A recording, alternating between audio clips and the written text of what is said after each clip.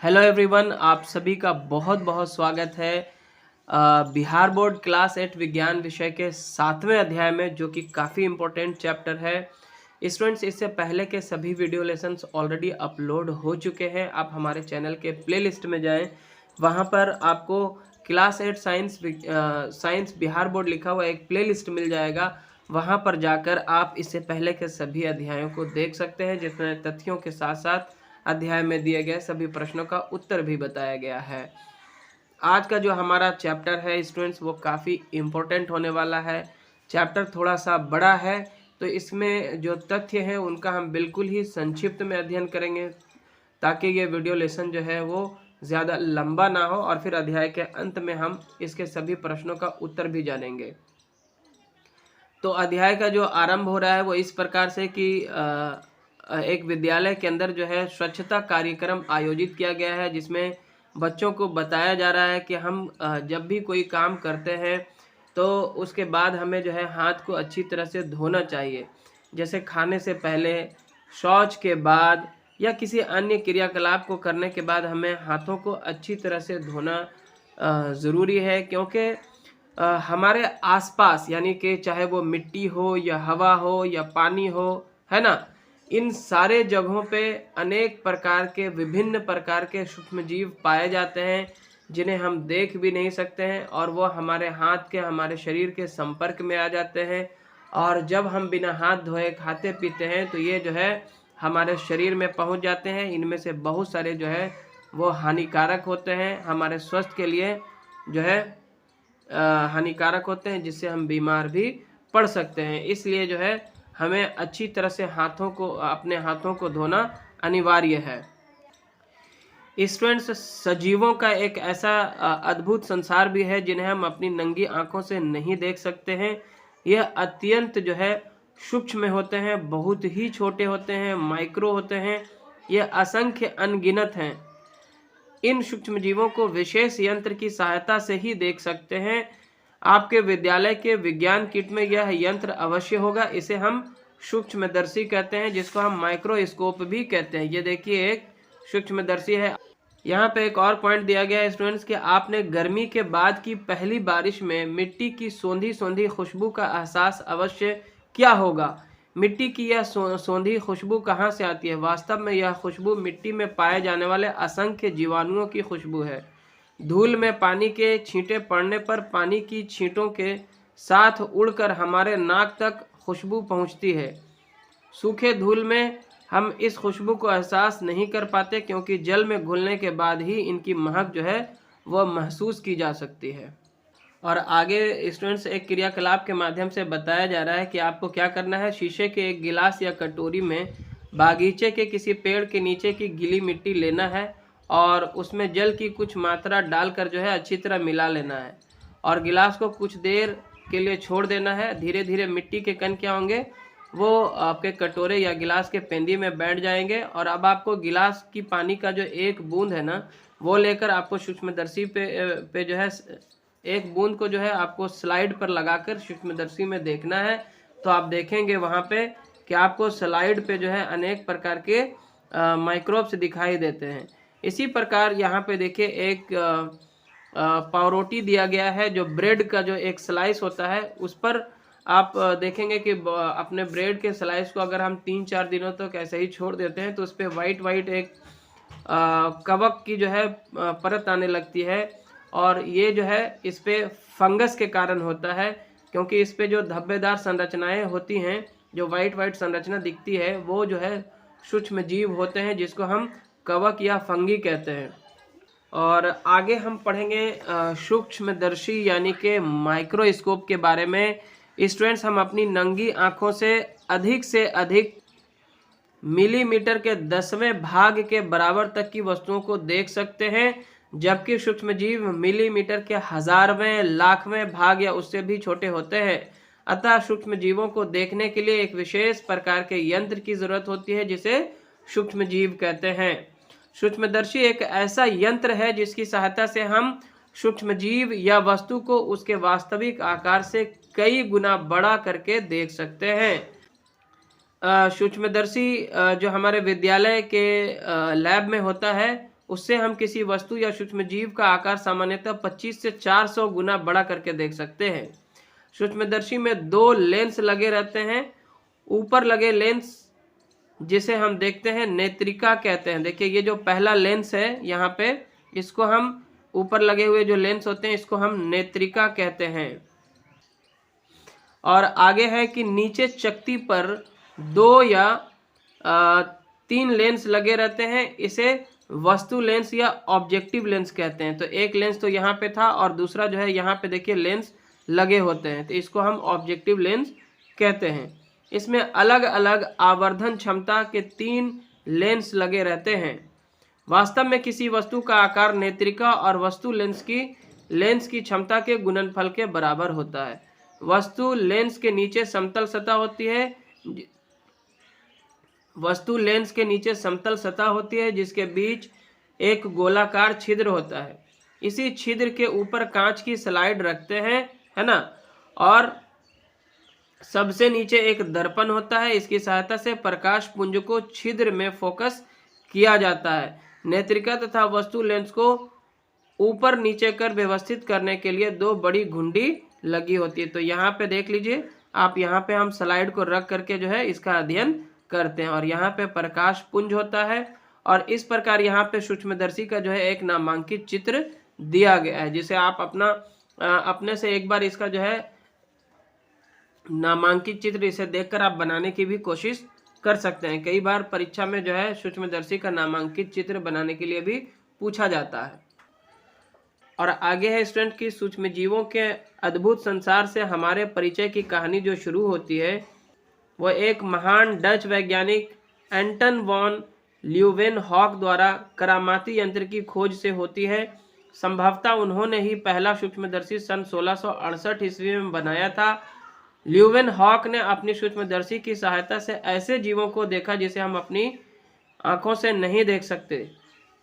लगभग 200 वर्षों के बाद लुई पास्चर ने यह बताया कि किण्वन यानी कि फर्मेंटेशन पर कर्म सूक्ष्मजीव ईस्ट के कारण होता है। सूक्ष्मदर्शी की गुणवत्ता में सुधार के साथ अनेक जीव वैज्ञानिकों ने सूक्ष्मजीवों के अद्भुत संसार के संबंध में रोचक जानकारियां दी हैं। तो आगे जो है ये जो रोचक जानकारियां हैं वो अत्यंत उपयोगी भी साबित हुई हैं। तो सूक्ष्म जीवों का अगर हम वर्गीकरण करें स्टूडेंट्स, तो सामान्यतः सूक्ष्म जीवों को व्यापक रूप से 4 प्रमुख वर्गों में बांटा गया है। जो व्यापक रूप से उनका जो वर्गीकरण किया गया है वो 4 प्रमुख वर्गों में बांटा गया है। सबसे पहला जो होता है वो जीवाणु कहलाता है, जिसको हम बैक्टीरिया भी कह सकते हैं। दूसरा है प्रोटोजोआ, तीसरा कवक यानी कि फंगी, और चौथा जो है वो शैवाल यानी कि एल्गे कहलाता है। इन चारों के अलावा भी जो है स्टूडेंट्स सूक्ष्म जीवों से भिन्न अति सूक्ष्म संरचना वाले विषाणुओं का भी एक वर्ग होता है, जिसको हम वायरस कहते हैं। विषाणु अपनी संरचना एवं लक्षणों के कारण भिन्नता प्रदर्शित करते हैं। चूंकि उनमें व्यवस्थित कोशिकीय संरचना का अभाव होता है, अतः वे सजीवों से भिन्न प्रतीत होते हैं। लेकिन अनुकूल परिस्थितियों में वे अपने परपोषी के शरीर में वृद्धि, विकास और गुणन भी करते हैं, अतः वे सजीवों के समान भी प्रतीत होते हैं। वास्तव में विषाणु के संबंध में अभी तक यह स्थापित नहीं हो पाया है कि वे सजीव हैं या निर्जीव। कुछ वैज्ञानिक उन्हें सजीव और निर्जीव के बीच की कड़ी या सीमा रेखा पर स्थित मानते हैं। और यहाँ पे स्टूडेंट्स हमें सबसे पहले जो है कुछ बैक्टीरिया यानी कि जीवाणु दिखाया गया है, जो कि ये पहला है स्पाइरल जीवाणु और ये छड़नुमा जीवाणु कहलाते हैं। उसके बाद कुछ शैवाल यहाँ पे दिखाए जा रहे हैं, जिसमें है क्लेमाइडोमोनास और स्पाइरोगाइरा। और उसके बाद यहाँ पे कुछ प्रोटोजोआ हैं जैसे कि अमीबा या पैरामीशियम। और नीचे जो है यहाँ पे हमें कुछ कवक दिखाए गए हैं, जिसको हम फंगी भी कहते हैं। यह है राइजोपस, जो कि ब्रेड मोल्ड कहलाता है, या फिर पेनिसिलियम, या फिर एस्परजिलस। और इन सब के बारे में जो अधिक जानकारी है वो इस अध्याय में आगे आ रहा है। सूक्ष्म जीवों का जो निवास है वो हर जगह पाए जाते हैं। हमारे आसपास हवा, पानी, मिट्टी, हमारे शरीर के अंदर और बाहर सभी जगह जो है वो पाए जाते हैं। सूक्ष्म जीव अत्यंत विषम पर्यावरण और प्रतिकूल परिस्थितियों में भी पाए जाते हैं, चाहे वो बर्फीली चट्टान हो, गर्म झरने, मरुस्थल, समुद्र की तली, दलदल आदि सभी जगहों पर जो है सूक्ष्म जीवों का संसार है, सूक्ष्म जीव पाए जाते हैं। और आगे है कि कुछ सूक्ष्म जीव जो है वो हमारे मित्र के समान है, जबकि कुछ सूक्ष्म जीव जो है हमारे शरीर के लिए, हमारे स्वास्थ्य के लिए हानिकारक होते हैं, जिन्हें हम शत्रु भी कह सकते हैं। तो सबसे पहले हम जानते हैं उपयोगी या मित्रवत सूक्ष्म जीवों के बारे में कि ऐसे कौन कौन से सूक्ष्म जीव हैं जो हमारे मित्र के समान हैं। तो बहुत सारे सूक्ष्म जीव हमारे उपयोगी मित्र हैं। हमारे दैनिक जीवन में घरेलू से लेकर औद्योगिक उत्पादन प्रक्रियाओं में सूक्ष्म जीवों का महत्वपूर्ण स्थान है, चाहे वो औषधि निर्माण हो, रोग प्रतिरोधक जो टीका होते हैं जिसको हम वैक्सीन कहेंगे, जैसे चिकित्सीय क्षेत्र, कृषि, मिट्टी की उर्वरता बढ़ाने, पर्यावरण की साफ सफाई आदि में सूक्ष्म जीवों का महत्वपूर्ण जो है भूमिका है।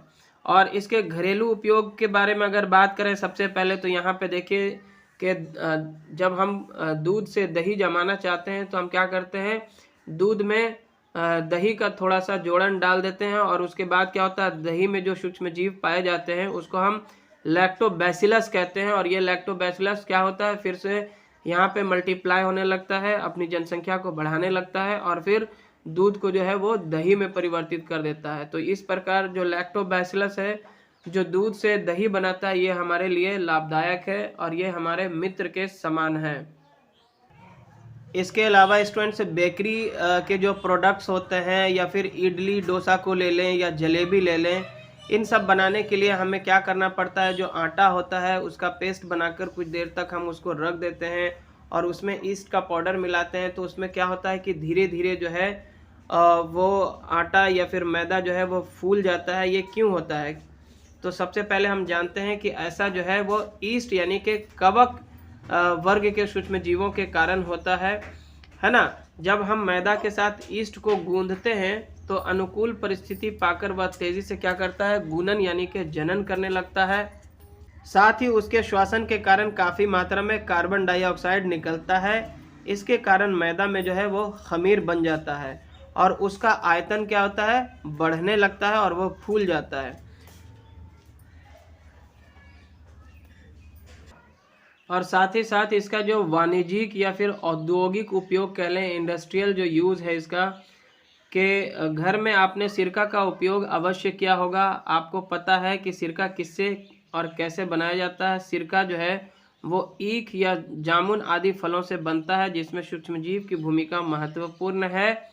ईख या अन्य फलों के रस में प्राकृतिक शर्करा पाया जाता है। सूक्ष्मजीव यानी कि ईस्ट प्राकृतिक शर्करा पर क्रिया कर उसे सिरका में बदल देते हैं। तो औद्योगिक स्तर पर बड़े पैमाने में अल्कोहल, सिरका, एसिटिक एसिड आदि के निर्माण में जो है सूक्ष्म जीवों का व्यापक उपयोग किया जाता है। ईस्ट जैसे सूक्ष्म जीव जौ, गेहूं, चावल या फलों के रस में उपस्थित प्राकृतिक शर्करा पर क्रिया कर उसे अल्कोहल, सिरका आदि में बदल देते हैं। सूक्ष्म जीवों द्वारा परिवर्तन की इस क्रिया को हम किण्वन या फर्मेंटेशन कहते हैं। किण्वन प्रक्रिया की खोज फ्रेंच वैज्ञानिक लुई पास्चर ने 1857 ईस्वी में किया था। औषधीय उपयोग की अगर बात करें, जैसे कि मेडिसिन वगैरह बनाने में, तो पेनिसिलिन, स्ट्रेप्टोमाइसिन, टेट्रासाइक्लिन और फिर एरिथ्रोमाइसिन आदि कुछ ऐसे ही एंटीबायोटिक हैं जिनका निर्माण जो है जीवाणु, कवक आदि का संवर्धन करके बनाया जाता है। और इसी प्रकार यहाँ पे कुछ और भी पॉइंट्स दिए गए हैं कि सूक्ष्मजीव से एंटीबायोटिक की खोज की कहानी भी जो है वो बहुत रोचक है। अलेक्जेंडर फ्लेमिंग नामक वैज्ञानिक कुछ ऐसे सूक्ष्मजीवों का प्रयोगशाला में संवर्धन कर रहे थे जिससे जीवाणु जनित रोगों से बचाव हो सके। प्रयोग के क्रम में उन्होंने पाया कि जीवाणु की संख्या में वृद्धि नहीं हो पा रही थी। तभी उनकी नज़र जो है संवर्धन प्लेट पर लगे कुछ फफूंद के बीजाणुओं पर पड़ी। गहन अवलोकन के बाद उन्होंने पाया कि फफूंद जीवाणु की वृद्धि को रोक रहे हैं। फफूंद बहुत सारे जीवाणुओं को नष्ट कर दे रहे थे। तब उनकी समझ में आया कि जीवाणुओं की संख्या क्यों नहीं बढ़ रही थी और इस प्रकार उस जीवाणु रोधक फफूंद ने पेनिसिलिन नामक एंटीबायोटिक दवा बनाई गई थी उससे। और आगे कुछ पॉइंट्स से स्टूडेंट्स के अधिक मात्रा में एंटीबायोटिक का उपयोग भी जो है वो हमारे लिए हानिकारक होता है। यह हमारे शरीर यानी कि विशेषकर आहार नाल में पाए जाने वाले हमारे मित्र सूक्ष्म जीवों को, जो कि विटामिन बी के उत्पादन में मदद करता है, उसको भी नष्ट कर देते हैं। इससे हमारा शरीर और स्वास्थ्य दोनों ही प्रभावित होते हैं। हमारे शरीर में सूक्ष्म जीव के कारण अनेक रोग उत्पन्न हो जाते हैं, जैसे चेचक, क्षय, हैजा, हेपेटाइटिस आदि। चेचक के टीके की खोज जो है 1798 ईस्वी में वैज्ञानिक एडवर्ड जेनर ने की थी। वैक्सीन में रोग के कारक सूक्ष्मजीव को कमजोर बनाकर सूक्ष्म मात्रा में शरीर में डाला जाता है। यह इतना कमजोर होता है कि रोग उत्पन्न नहीं कर सकता, लेकिन शरीर इसके विरुद्ध प्रतिरोधी पदार्थ बना लेता है। यह प्रतिरोधी पदार्थ हमारे शरीर में लंबे समय तक रहता है तथा सूक्ष्मजीव के द्वारा भविष्य में होने वाले संक्रमण से हमें बचाता है। और आगे है स्टूडेंट्स के कृषि में भी सूक्ष्म जीवों की जो है काफ़ी उपयोगिता है। वायुमंडल में सर्वाधिक मात्रा में नाइट्रोजन गैस है। पेड़ पौधों में उचित विकास, खासकर प्रोटीन के निर्माण में नाइट्रोजन अति आवश्यक है, लेकिन पौधों में यह क्षमता नहीं होती कि वो वायुमंडलीय नाइट्रोजन को सीधे सीधे ग्रहण कर सकें। तो इसके लिए क्या होता है कि पौधों को इस कार्य में कुछ जीवाणु तथा नीले हरे शैवाल मदद करते हैं। ये वायुमंडलीय नाइट्रोजन का स्थिरीकरण कर मिट्टी की उर्वरता बढ़ाते हैं तथा नाइट्रोजन को पेड़ पौधों के उपयोग के लायक बनाते हैं। तो राइजोबियम नामक जीवाणु होता है जो दलहन पौधों की जड़ों में पाया जाता है। वो नाइट्रोजन का स्थिरीकरण करता है, जिससे जो है फिर पौधे जो है जड़ों के द्वारा इस नाइट्रोजन को ग्रहण कर लेते हैं और इस प्रकार उनमें जो है प्रोटीन की मात्रा पाई जाती है। और इसके अलावा भी है स्टूडेंट्स की पर्यावरण की साफ सफाई में भी जो है ये जो सूक्ष्म जीव हैं वो हमारी मदद करते हैं, जिसको आप अच्छे से विस्तार से पढ़ें, नहीं तो ये वीडियो लेसन जो है काफ़ी लंबा होता जा रहा है। और अगर हम हानिकारक सूक्ष्म जीवों की बात करें तो जहां हमने देखा कि एक तरफ कुछ सूक्ष्म जीव हमारे मित्र हैं, हमारे लिए लाभदायक हैं, तो दूसरी ओर अनेक सूक्ष्म जीव ऐसे भी हैं जो हमें प्रत्यक्ष या परोक्ष रूप से हानि पहुंचाते हैं। यह मनुष्य, जीव जंतुओं, पेड़ पौधों आदि के लिए अनेक रोगों के कारण भी हैं। तो आगे यहाँ पे है मनुष्य में सूक्ष्म जीव जनित रोग। तो आप अक्सर विशेषकर मौसम बदलने पर अनेक लोगों को सर्दी जुकाम से पीड़ित देखते होंगे। घर में एक व्यक्ति को होने के बाद जो है ये दूसरे सदस्य में भी फैल जाता है और इससे दूसरे सदस्य भी इससे क्या होते हैं, प्रभावित होने लगते हैं। यह विषाणु या वायरस जनित रोग होता है। अच्छा, जल, वायु, भोजन, वस्त्र या शारीरिक संपर्क के फलस्वरूप एक संक्रमित व्यक्ति से दूसरे स्वस्थ व्यक्ति तक सूक्ष्म जीवों के फैलाव के कारण होने वाले रोगों को संचरणीय रोग कहते हैं। सर्दी जुकाम के अतिरिक्त हैजा, चिकन पॉक्स, क्षय रोग आदि सूक्ष्म जीवों से उत्पन्न होने वाले रोग हैं। और आगे है स्टूडेंट्स की ये जो रोगों का प्रसार है वो कुछ कीटों एवं जंतुओं के माध्यम से भी फैलते हैं, है ना। वास्तव में ये कीट या जंतु क्या करते हैं, रोग उत्पन्न करने वाले सूक्ष्म जीवों के वाहक के रूप में कार्य करते हैं। अतः इन्हें रोग वाहक यानी कि वेक्टर कहा जाता है। जैसे मलेरिया, डेंगू, टाइफाइड आदि जो रोग हैं वो सूक्ष्म जीव जनित रोगों के प्रसार में इन रोग वाहकों की जो है भूमिका होती है। मलेरिया परजीवी जो प्लाज्मोडियम के कारण होता है। प्लाज्मोडियम एक प्रोटोजोआ है। मादा एनोफिलीज मच्छर जो है इसका वाहक है। डेंगू के वायरस का वाहक मादा एडिस मच्छर है। और इस पेज में यहाँ पे हम देखेंगे कि मानव में सूक्ष्मजीव जनित कुछ सामान्य जो रोग होते हैं वो कौन कौन से हैं। सबसे पहले है क्षय रोग, जिसको हम ट्यूबरक्लोसिस भी कहेंगे। ये जीवाणुओं के कारण होते हैं और इसके जो फैलने का तरीका है वो वायु के कारण होता है। रोगी व्यक्ति को पूरी तरह से अन्य व्यक्तियों से जो है अलग रखना चाहिए। इसके बचाव के जो उपाय हैं वो इस तरह से हैं। दूसरा है खसरा, जो कि विषाणु यानी कि वायरस के कारण होता है। ये भी वायु से फैलता है और इसमें भी जो है रोगी को अन्य व्यक्तियों से क्या रखना चाहिए, अलग रखना चाहिए।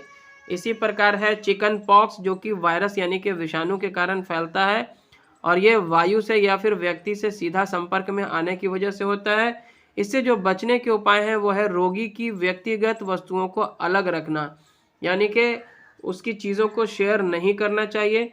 उसके बाद है पोलियो भी वायरस यानी कि विषाणु के कारण होता है, जो कि वायु या फिर जल के कारण फैलता है और इसका जो बचाव है वो है उचित समय पर टीकाकरण कराना। हैजा और टाइफाइड, ये दोनों जो है जीवाणुओं से होने वाले रोग हैं जो जल, भोजन या फिर यानी कि जल और भोजन के कारण ये फैलते हैं। इसके बचाव के लिए आपको व्यक्तिगत स्वच्छता एवं अच्छी आदतों को अपनाना चाहिए। भली भांति पकाए भोजन, उबला पेयजल एवं टीकाकरण करवाना चाहिए। उसके बाद है हेपेटाइटिस ए, जो कि वायरस यानी विषाणु के कारण फैलता है और संचरण का तरीका जल के माध्यम से होता है। इससे बचाव के लिए उबलते हुए पेयजल का उपयोग करना चाहिए और इसके लिए भी आपको टीकाकरण करवाना चाहिए।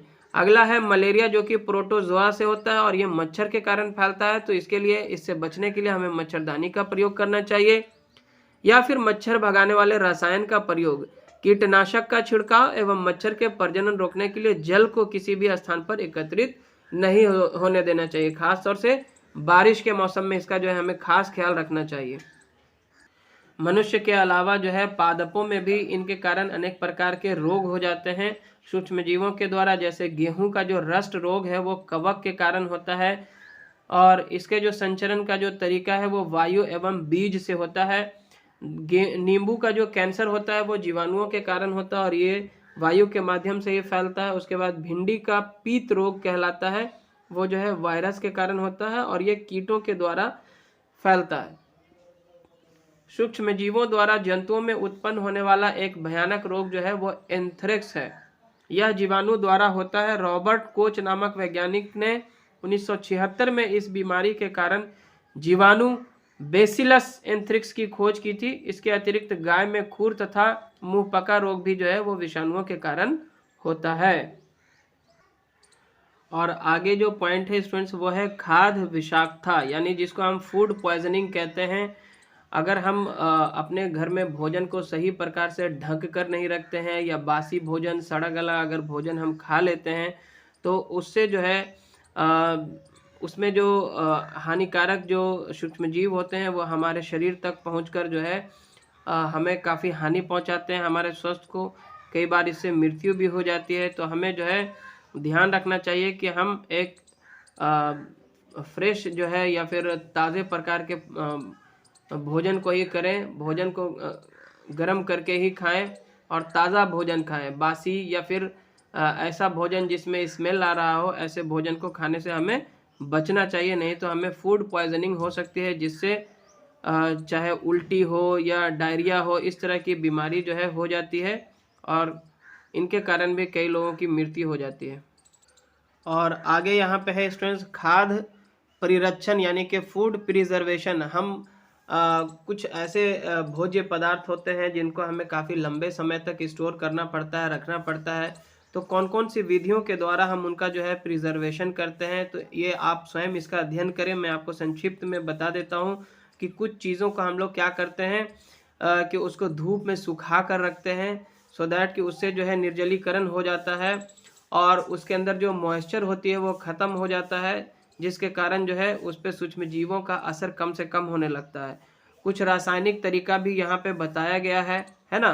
जैसे कि नमक और खाद्य तेल जो है, जो कुकिंग ऑयल होता है, वो क्या करते हैं, सूक्ष्म जीवों की वृद्धि को रोकते हैं। तो आपने देखा होगा कि हमारे घरों में जो अचार बनाए जाते हैं उसमें अधिक मात्रा में नमक और तेल का उपयोग किया जाता है, जिसमें जो है सूक्ष्म जीवों की वृद्धि नहीं हो पाती है और इस प्रकार जो है अचार, जैम, जेली ये सब जो है काफ़ी दिनों तक हम स्टोर करके रख पाते हैं। इसमें एक इम्पोर्टेंट पॉइंट है स्टूडेंट, वो है पाश्चरीकरण। तो पाश्चरीकरण आपने देखा होगा कि डेयरी में आने वाले जो दूध की थैलियाँ होती हैं या दूध के पैकेट जो हम लोग खरीदते हैं, यह दूध संदूषित नहीं होता है क्योंकि यह पाश्चरीकृत किया हुआ होता है। पाश्चरीकरण दूध को सूक्ष्मजीव से मुक्त करने वाली प्रक्रिया है। इस प्रक्रिया में दूध को 70 डिग्री सेल्सियस पर 15 से 30 सेकंड के लिए गर्म किया जाता है। फिर गर्म दूध को जो है शीघ्रता से ठंडा कर भंडारित किया जाता है। ऐसा करने से दूध में उपस्थित जो सूक्ष्म जीव होते हैं वो नष्ट हो जाते हैं तथा दूध जो है वो सुरक्षित हो जाता है। इस प्रकार की खोज फ्रेंच वैज्ञानिक लुई पास्चर ने की थी। और उसके बाद एक महत्वपूर्ण पॉइंट यह है कि हम अपने भोज्य पदार्थों का भंडारण एवं पैकिंग जो है वो प्रॉपर करें, जिससे जो है उनको हम अधिक से अधिक मात्रा में जो है उनका हम संरक्षण कर पाएँ। तो खाद्य परिरक्षण के कुछ लाभ भी यहाँ पे बताए गए हैं, इसको आप अच्छे से पढ़ लीजिएगा और इसके बाद यहाँ पे नाइट्रोजन स्थिरीकरण जो है यहाँ पे दिखाया गया है कि कौन से सूक्ष्म जीव हैं जो वायुमंडल के नाइट्रोजन को ग्रहण कर उसका स्थिरीकरण करते हैं और फिर जो है दलहनी पौधे अपनी जड़ों के द्वारा जो है इस नाइट्रोजन का उपयोग कर लेते हैं। तो इसका भी आप विस्तृत अध्ययन करें। और अंत में यहाँ पे जो है एक नाइट्रोजन चक्र का जो है चित्र दिया गया है जो कि काफ़ी इम्पोर्टेंट है। तो इसका भी आप एक चित्र बना लें और इसे समझने की कोशिश करें। और इस प्रकार स्टूडेंट्स हमने संक्षिप्त में इस अध्याय के सभी तथ्यों को जानने की कोशिश की, फिर भी ये वीडियो लेसन जो है काफ़ी लंबा हो चुका है। तो अब हम इस अध्याय में दिए गए सभी प्रश्नों का हल आपको बताते हैं। सबसे पहला जो प्रश्न है वो कहता है कि सही विकल्प के आगे आपको सही का निशान लगाना है। ये एक तरह से वैकल्पिक प्रश्न है जिसमें 4 उत्तर दिए गए हैं, जिसमें से जो सही उत्तर होगा उस पर आपको टिक लगाना है। का नंबर है सूक्ष्म जीव जो परपोषी में गुणन करता है कहलाता है जीवाणु, कवक, प्रोटोजोआ या विषाणु। तो इसका उत्तर होगा विषाणु। दूसरा है दूध को दही में बदलने वाला सूक्ष्म जीव है, तो ये चौथा नंबर पे है लैक्टोबैसिलस, इसको हम लैक्टोबैसिलस कहते हैं। अगला है मलेरिया रोग का कारण है, तो इसका उत्तर होगा पहला प्रोटोजोआ। और उसके बाद है चीनी को अल्कोहल में परिवर्तित करने वाला प्रक्रम है, तो ये किण्वन कहलाता है। क्या कहलाता है? किण्वन। तो ये दूसरा नंबर पे जो है ऑप्शन वही सही है। उसके बाद है पावरोटी या इडली के फूलने का कारण क्या है, तो ये ईस्ट नामक सूक्ष्म जीव के कारण होता है, तो इसको हम ईस्ट कहेंगे। ये तीसरा नंबर आपका सही उत्तर है।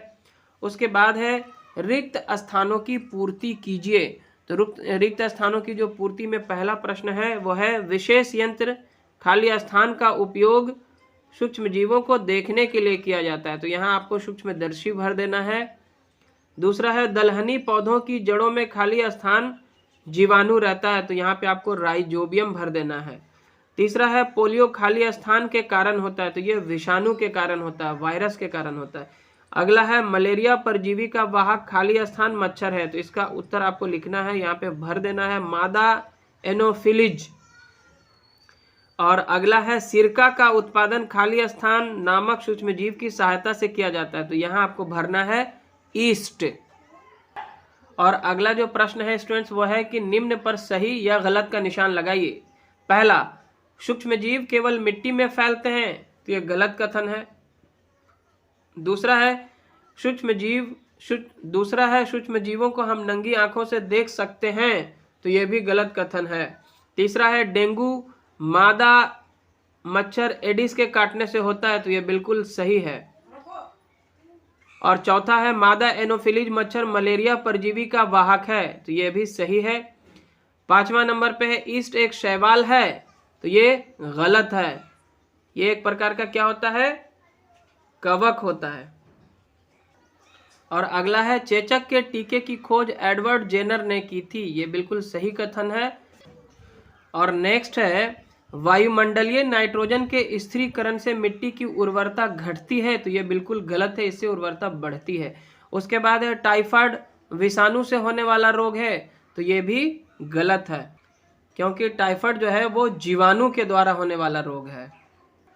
और आगे है स्टूडेंट्स मिलान कीजिए, तो ये बहुत आराम से आप समझ लीजिएगा। देखिए पहला है राइजोबियम, राइजोबियम का मिलान आपको करना है नाइट्रोजन स्थिरीकरण के साथ, तीसरा नंबर पे। पहला जो है वो तीसरा पे होगा, ठीक है। दूसरा है प्लाज्मोडियम, प्लाज्मोडियम जो है ये आप यहाँ पे मलेरिया के साथ इसका जो है मिलान कर दीजिएगा। उसके बाद है लैक्टोबैसिलस, लैक्टोबैसिलस जो जीवाणु है वो दही का जमाने में हेल्प करता है, तो ये हो जाएगा दही का जमना। और किण्वन के थ्रू जो है सिरका निर्माण होता है, तो इसको सिरका निर्माण में आपको लिखना है। और एंथ्रेक्स एक प्रकार का जंतु रोग है, क्या है? जंतु रोग है। तो इस प्रकार हमने देखा कि पहला का मिलान जो है वो तीसरा से होगा, दूसरा का मिलान चौथा से होगा, तीसरा का मिलान पहला से होगा, चौथा का मिलान पांचवा से होगा, और पांचवा का मिलान दूसरा के साथ होगा। और स्टूडेंट्स आगे कुछ सब्जेक्टिव प्रश्न है जिसका उत्तर हमें देना है। पांचवा प्रश्न में आएगा ये सूक्ष्म जीवों को देखने के लिए विशेष यंत्र सूक्ष्मदर्शी की जरूरत होती है, क्यों? तो इसका उत्तर हम इस प्रकार लिख सकते हैं कि हम अपनी नंगी आंखों से अधिक से अधिक मिलीमीटर के 10वें भाग के बराबर तक की वस्तुओं को देख सकते हैं, जबकि सूक्ष्मजीव मिलीमीटर के 1000वें, लाखवें भाग या उससे भी छोटे होते हैं। अतः इन सूक्ष्मजीवों को देखने के लिए एक विशेष प्रकार के यंत्र की जरूरत होती है जिसे सूक्ष्मदर्शी कहते हैं। अगला प्रश्न है, सूक्ष्मजीव हमारे मित्र हैं कैसे? इसका उत्तर लिखेंगे, बहुत सारे सूक्ष्मजीव हमारे उपयोगी मित्र हैं। हमारे दैनिक जीवन में घरेलू से लेकर औद्योगिक उत्पादन प्रक्रियाओं में सूक्ष्मजीवों का महत्वपूर्ण स्थान है। औषधि निर्माण, रोग प्रतिरोधक टीका जैसे चिकित्सीय क्षेत्र, कृषि, मिट्टी की उर्वरता बढ़ाने, पर्यावरण